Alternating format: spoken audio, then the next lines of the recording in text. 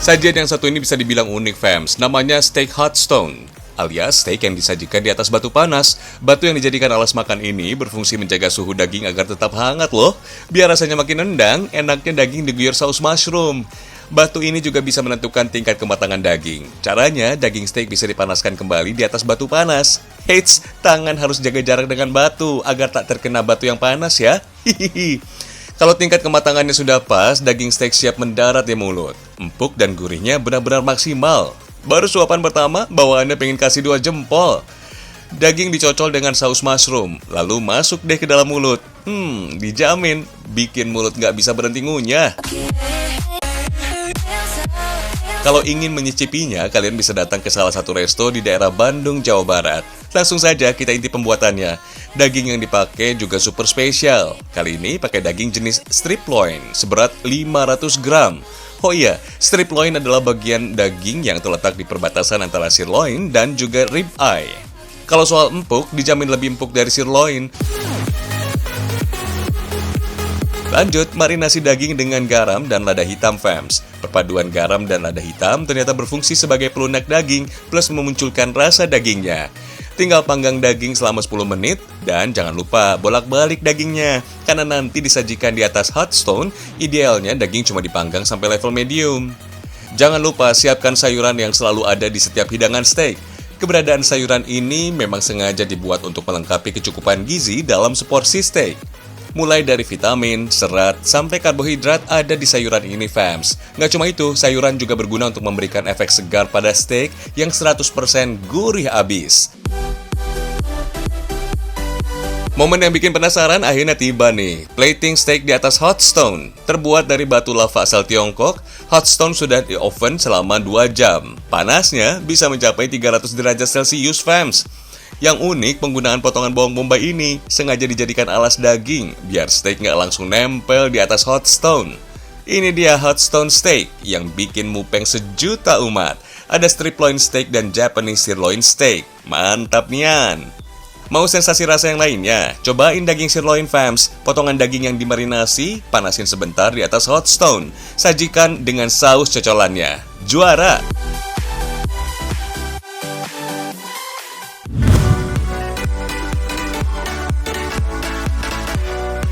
Kita geser ke Pekanbaru, Riau. Di sini ada sajian yang bisa bikin keringetan. Ini dia, fams, sup tunjang. Paling enak disantap, hangat-hangat, mantul.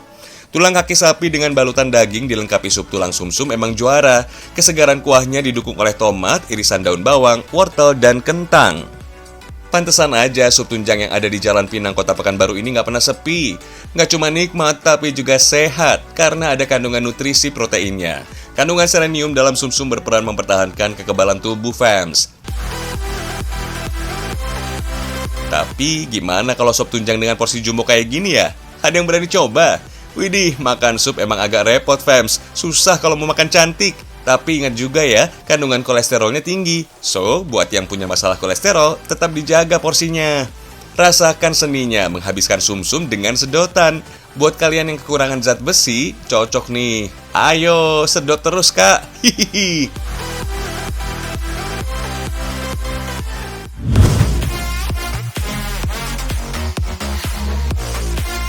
Daging sapi sudah diolah, tulangnya juga sudah. Gimana dengan kulit sapi ya? Sekarang kita ajak kalian ke sentra pengolahan kerupuk rambak di Kampung Kauman, Bangsal, Kabupaten Mojokerto, fams. Kerupuk diolah dan dijual masing-masing warga. Buat kerupuk rambak diawali dengan merendam kulit kering di dalam bak berisi air kapur agar teksturnya kembali lunak. Pastikan semua kulit sapi terendam air ya, lalu biarkan selama 2 hari, fams. Satu kulit sapi ini beratnya bisa mencapai 150 kg. Kulit-kulit ini sebagian didapat dari penjual lokal. Berhubung jumlahnya kurang banyak, kulit sapi juga terpaksa didatangkan dari luar negeri seperti Cina dan Rusia. Jauh juga nih. Setelah teksturnya lunak, kulit sapi direbus untuk menghilangkan sisa-sisa kapur bekas rendaman. Tapi jangan rebus air sampai mendidih, fams. Cukup sampai airnya panas saja. Oh iya, bara api untuk merebus kulit sapi berasal dari limbah kulit mete. Soalnya api bisa nyala lebih stabil, tahan lama, dan hemat. Kemudian kulit sapi dicuci dengan air bersih untuk menghilangkan sisa lendir yang masih menempel. Baru deh kulit sapi dijemur di bawah sinar matahari selama 1 hari. Kulit sapi yang dijemur untuk meniriskan sisa air agar kulit nggak terlalu basah. Jadi jangan dijemur sampai kering. Selanjutnya lembaran kulit sapi tinggal digunting. Proses gunting kulit nggak harus dilakukan di pabrik, fams. Kulit sapi bisa dibawa warga untuk digunting di rumah warga. Hitung-hitung bisa ngisi waktu luang mereka. Tinggal jemur potongan kulit sapi sampai kering deh. Sebelumnya sih kulit akan dikasih bumbu rahasia sebagai perasa, fams.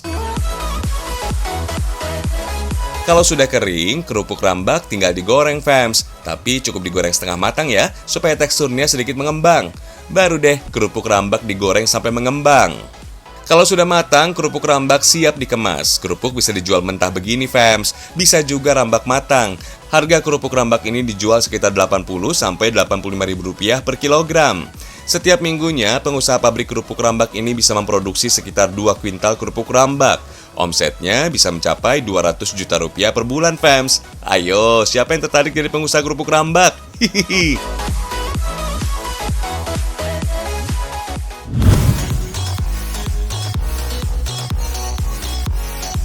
Ngomongin sapi, ada cara tradisional memanggil sapi di kaki Bukit Rincak, Sembalun, Lombok Timur, Nusa Tenggara Barat. Wah, pada datang tuh sapi-sapinya. Jangan heran gitu, fams. Sapi di sini memang dilepas liar begitu saja untuk mencari makan sendiri. Seminggu sekali pemiliknya datang untuk mengecek ternaknya. Pemiliknya juga biasa membawa air garam untuk tambahan nutrisi sapi miliknya. Garam sangat berguna untuk sapi ternak, fams. Bisa membantu kontraksi otot, membentuk tulang, dan mempercepat sistem saraf ternak. Unik ya, fams? Di Lombok, sajian yang paling dikenal dari daging sapi ada sate rembige, fams, dan bebalung. Dalam bahasa Sasak, bebalung berarti tenaga, jadi dijamin bisa menambah tenaga dan stamina. Bahan buat bebalung adalah tulang iga sapi. Bumbunya ada berbagai rempah Nusantara. Tumbuk semua bumbu hingga halus, fams, lalu tumis sampai harum. Tambahkan air untuk mempermudah kaldu tulang sapinya keluar, fams. Masukkan deh tulang iga sapi, biarkan sampai air mendidih. Setelah dagingnya empuk, angkat dan sajikan. Bebalung paling nikmat disajikan dengan sate rembige. Rasanya enak dan segar karena ada tambahan jeruk nipis. Kalau kuah bebalung terasa gurih, aroma rempahnya kuat. Bisa bikin badan terasa hangat. Duh, nikmatnya.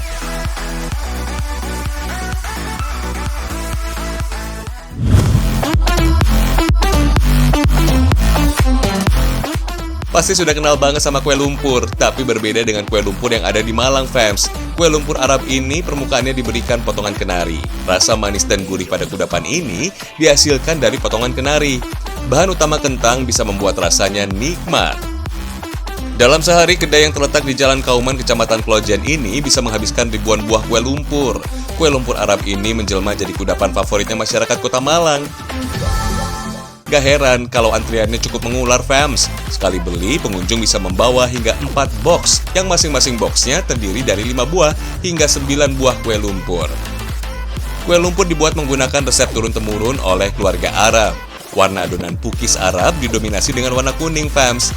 Warna ini disebabkan karena banyaknya kuning telur yang digunakan, tanpa menggunakan putih telur sama sekali. Penggunaan kuning telur juga bisa menghasilkan tekstur kue lumpur yang empuk banget. Spesialnya lagi, kue ini menggunakan banyaknya kentang sebagai bahan bakunya, fams. Eits, adonan yang menggumpal ini bukan karena mengaduknya nggak rata, tapi gumpalan ini adalah potongan kentang yang sudah direbus sebelumnya. Nama kue lumpur bukan menggambarkan lumpur yang becek, tapi dinamakan kue lumpur karena adonan mentahnya bak lumpur dengan warna lebih bersih, fams. Berbeda dengan kue lumpur kebanyakan, kue khas Arab ini memiliki lubang cetakan yang agak cekung dan lebar, jadi isinya akan lebih banyak. Serunya lagi, kue lumpur ini dimatangkan dengan 2 sisi. Bagian bawah menggunakan kompor dengan api yang sangat kecil, sedangkan bagian tutupnya diberikan arang yang membara. Itu sebabnya bagian atas kue lumpur Arab ini ada kesan gosong-gosongnya gitu, fams. Hihihi.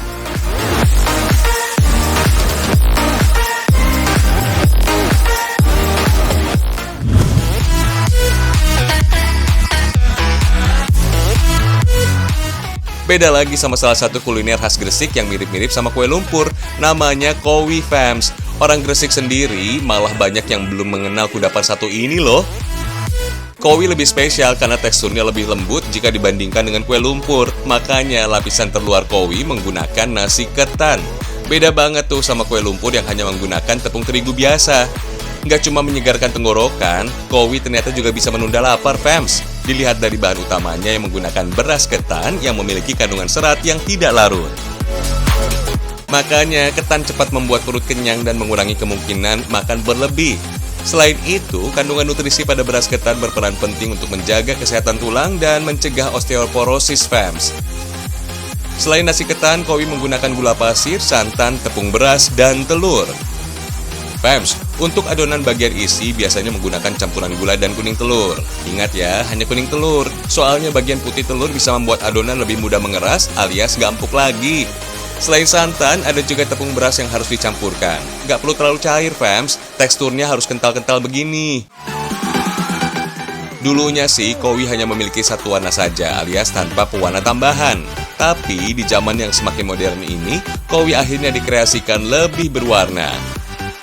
Agar kulitnya nggak lengket, lapisi permukaan cetakan dengan mentega, fams. Selanjutnya, nasi ketan yang sudah matang dibuat menempel dan menutup seluruh permukaan cetakan. Oh iya, ketan memiliki zat pati yang lebih tinggi daripada jenis beras lainnya, fams, sehingga teksturnya lebih lengket dan mudah saling merekat. Gunakan api kecil agar bagian bawah kowinya tidak cepat gosong. Selanjutnya, adonan isi dituang ke dalam cetakan hingga menutup seluruh permukaan nasi ketan, alias sampai penuh. Terus tutup deh. Karena hanya bisa menggunakan api kecil, sekali mencetak kowi bisa sampai 25 menit, fams. Jadi harus super sabar ya. Fams, ciri-ciri kowi sudah matang adalah warna permukaan kowinya tidak lagi pucat. Gak ada juga adonan kowi yang masih basah. Pinggirannya juga harus kering dan sedikit gosong. Meskipun bagian bawahnya terlihat berwarna kecoklatan, rasanya gak akan pahit kok, fams. Mau jajanan tradisional ataupun modern, kalau bisa diinovasikan akan tetap keren, fams. Yang jelas gak akan termakan oleh zaman. Hihihi.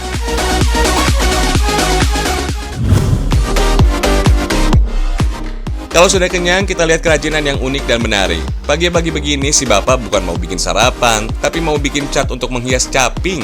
Iya, caping yang biasa dipakai petani di sawah itu loh. Caping yang ini bisa dibilang spesial karena nggak akan dipakai ke sawah, tapi dijadikan hiasan. Tuh, cantik ya. Untuk pewarnaannya, caping dicelupkan ke dalam air rebusan pewarna. Lakukan secara perlahan agar mendapat ketebalan cat yang diinginkan. Lalu bilas dengan air bersih deh, agar tidak tersisa cat yang menempel. Jemur deh sampai kering. Selanjutnya caping dilukis sesuai selera, fams. Caping dilukis satu persatu dengan cat akrilik. Lukisan ini juga bisa disesuaikan dengan permintaan pemesan. Kalau soal lukis-melukis, serahkan saja sama ibu-ibu karena mereka lebih jago. Dalam sehari puluhan kreasi caping lukis bisa diproduksi, fams. Harganya bervariasi antara 60–80 ribu rupiah, tergantung besar dan tingkat kesulitannya. Fams, caping hias ini ternyata untuk memenuhi pesanan dari luar desa. Tuh, cantik-cantik ya capingnya. Hihihi.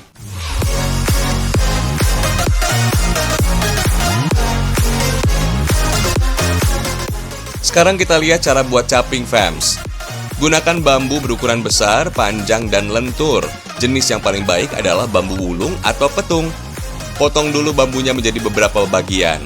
Buat juga wengku atau potongan bambu melingkar. Wengku digunakan sebagai dasar kerucut caping atau selenteng alias rangka melingkar di bagian dalam caping. Buat juga potongan bambu untuk ditipiskan menjadi lembaran. Warga desa Grujugan punya cara unik membuat lembaran bambunya, fams. Pengrajin caping desa Grujugan rata-rata dilakukan oleh kaum ibu lanjut usia. Mereka mahir banget buat caping, fams. Tinggal satukan dengan wengku. Kemudian sisa anyaman bambu akan dieres alias dipotong. Jadi deh. Eits, belum selesai. Caping harus dijemur sekitar setengah hari agar bambu menjadi kering dan mencegah munculnya jamur.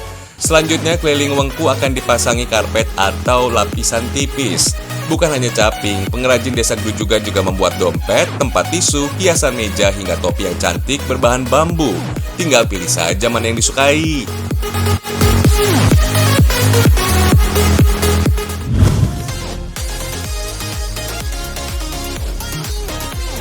Fams, Banyuwangi punya sajian ikan yang dinamakan pindang koyong. Kuahnya seger banget, fams. Cita rasa segarnya berasal dari tambahan belimbing wuluh yang biasa digunakan masyarakat Banyuwangi dalam setiap masakan. Belimbing wuluh berfungsi menghilangkan bau amis ikan. Kalau kurang asam, bisa kasih tambahan tomat ranti dan asam kandis. Tambahan cabai rawit dijamin pedasnya bisa menggigit lidah. Pindang ikan berbentuk seperti sup ini juga dikenal di wilayah Sumatera, terutama Palembang, fams. Cita rasanya sama kok, asam, segar, gurih, dan pedas. Tapi pindang ikan dari Sumatera ada tambahan terasi dalam bumbunya. Mantul deh. Berhubung wilayah Banyuwangi sebagai daerah pesisir, masyarakat biasa memakai jenis ikan tongkol, kakap, atau tenggiri. Semua bumbu yang dipakai bisa diulek atau cukup diiris fams. Lagi-lagi bumbu ditumis, tambahkan serai geprek dan daun jeruk. Buat yang segar-segar, langsung masukkan belimbing wuluh dan asam kandis. Baru deh tambahkan air secukupnya, disusul lengkuas dan tomat. Biarkan sampai mendidih. Sekarang masukkan potongan ikan fams. Tunggu sampai kuahnya mendidih, pindang koyong khas Banyuwangi siap disantap.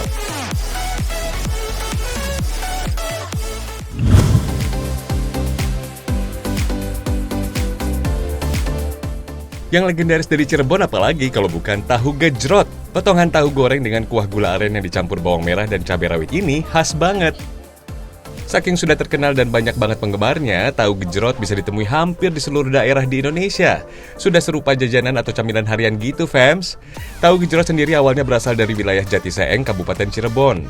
Diawali oleh pengusaha pabrik tahu etnis Tionghoa di tahun 50-an dengan mempekerjakan warga lokal. Tapi kalau resep kuah tahu gejrot sendiri, asli buatan masyarakat setempat kala itu yang membuat inovasi olahan tahu.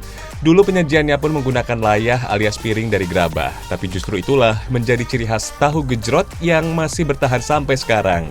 Nama tahu gejrot sendiri berasal dari cara penyajiannya. Saat menuangkan kuah di atas potongan tahu inilah keluar suara jrot jrot jrot.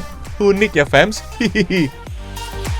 Salah satu tahu gejrot yang paling terkenal, tahu gejrot Mang Wardi, berlokasi di Pasar Kanoman. Ratusan porsi habis dalam sehari di lapak yang sudah eksis dari tahun 70-an ini fams.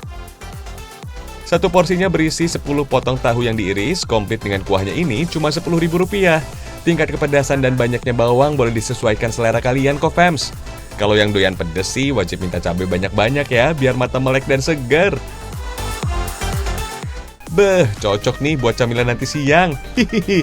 Selamat berburu tahu gejrot di tempat kalian ya fams.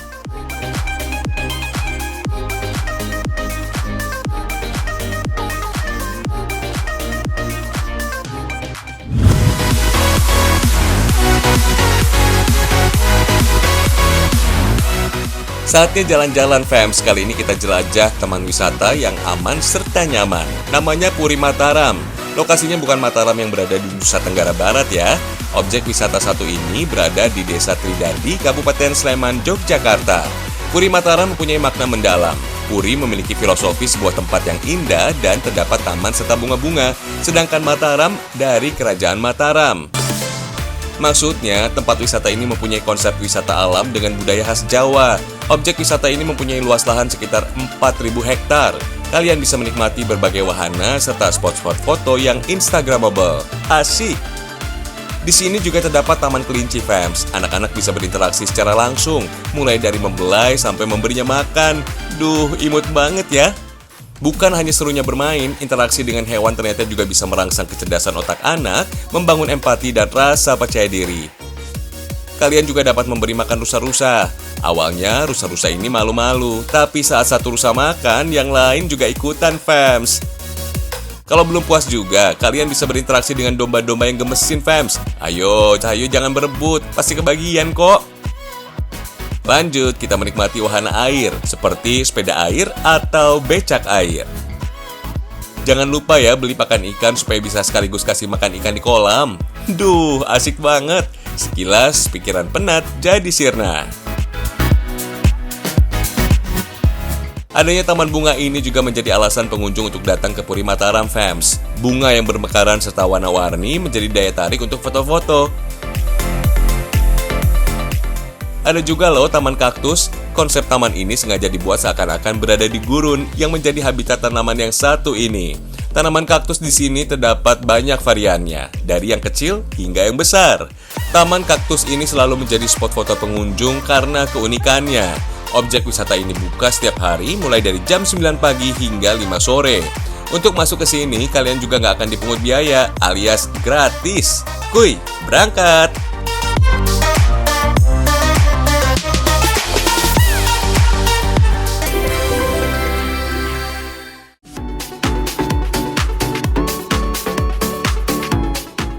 Udah dulu ya fams, besok kita ketemu lagi dengan tayangan Ragam Indonesia yang menginspirasi. Ragam Indonesia istimewa.